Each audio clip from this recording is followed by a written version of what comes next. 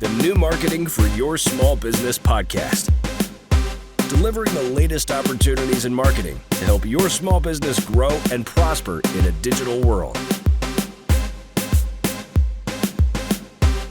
Hello and welcome back to the new marketing for your small business podcast. This is the podcast where we give you simple tips that you can take today and make them work for your business. I'm your host, Luke Porter, the owner of Moving Tree Media.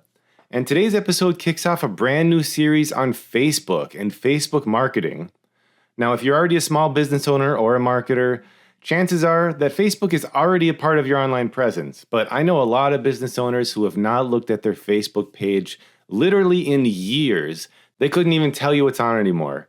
And just having a Facebook page is not enough. You should make sure it's set up correctly and optimized to work for you. This is also important for your SEO because when people search for your business online, odds are your Facebook page is one of the very first links. So prospective customers will check it out. So today in this first episode, let's just cover the elements that are on your page and how to optimize those. Let's get to it.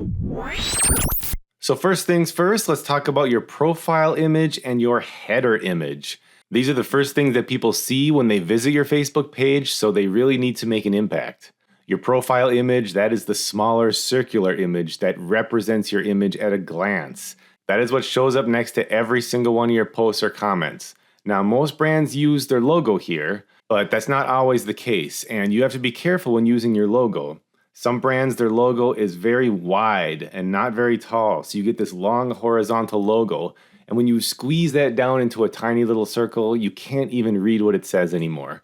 So it actually detracts from your marketing instead of adds to it. Also, depending on the shape of your logo, parts of it might get cut off when Facebook converts it to that circular shape. So test it out to make sure it looks good.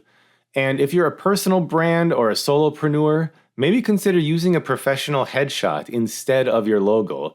This can make your brand more approachable, more personable, and more authentic. So whether or not you're using your logo or a photo, think of this image as like the anchor of your brand identity on Facebook because it shows up everywhere. Next, let's talk about your header image. This is that really wide image at the very top of your Facebook page. You can get more creative with this and you can change it up as much as you want.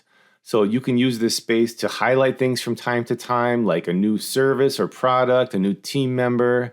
You could put your tagline on it. It's kind of like a little billboard at the top of your page.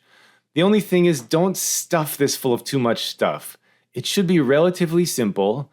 I recommend no more than 20% of the space should be taken up by text. I've seen some headers that are just like a wall of text, and no one is ever going to read all of that. Also, if you're using your logo as your profile image, don't make your header image just your logo again.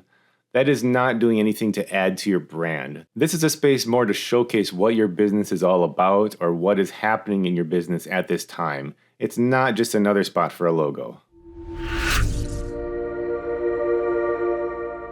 Next, there's two more important pieces of your Facebook page. That is your bio and your profile information. So your bio itself, it should be clear and concise. You actually don't get a whole lot of room here, but it gives people a quick idea of who you are and what you do.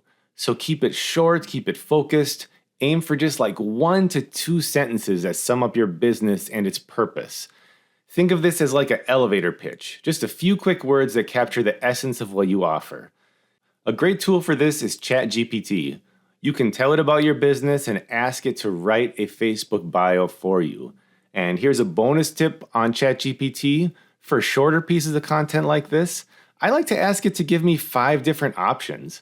When they're this short, it's easy to glance through 5 options and really feel which one speaks to you the most and really captures the essence of your business. And then on your profile, you have some additional details to fill in, and a lot of business owners miss this.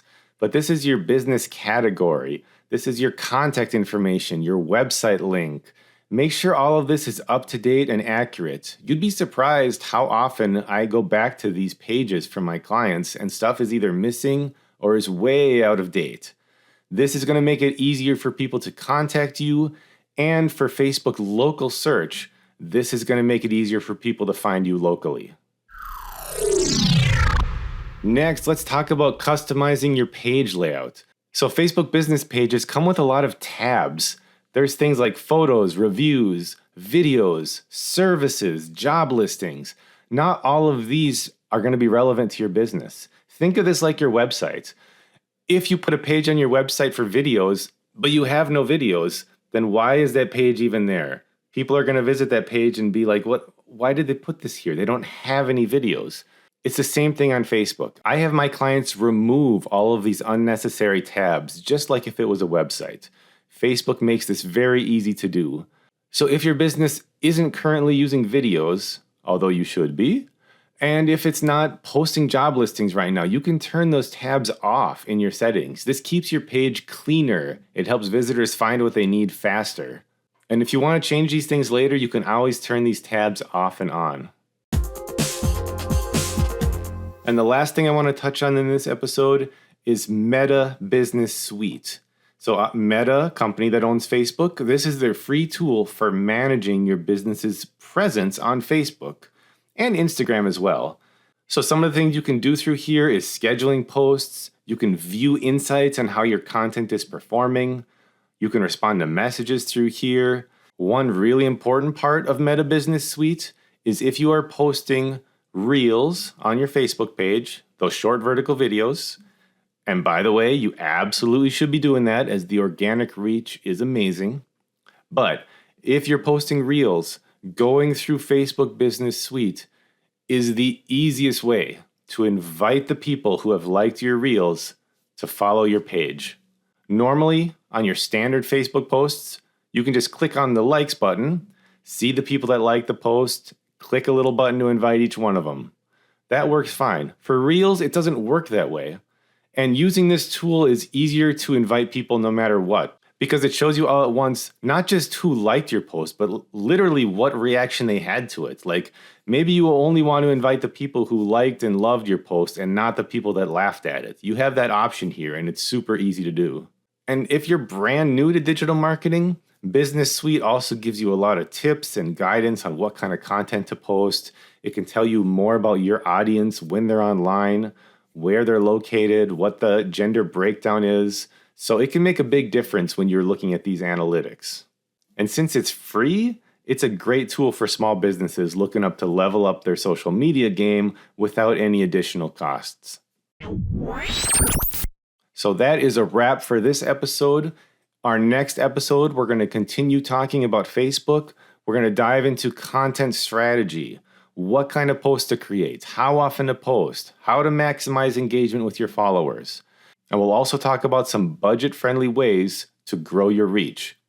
Thanks for tuning in. And as always, if you found this episode helpful, please subscribe and leave a review. I would love to hear your thoughts. Until next time, keep building up your brand and bringing value to your customers.